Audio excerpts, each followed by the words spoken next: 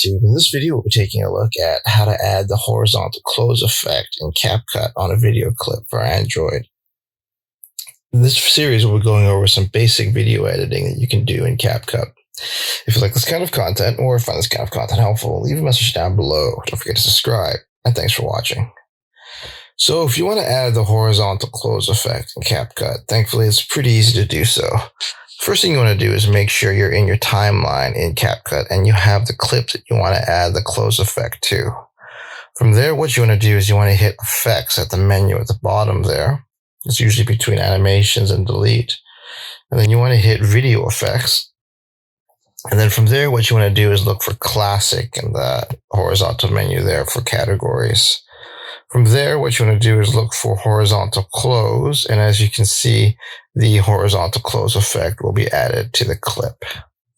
And there you have it, everyone. Just a quick tip on how to add the horizontal close effect on CapCut for Android. If you like this kind of content or find this kind of content helpful, leave a message down below. Don't forget to subscribe, and thanks for watching.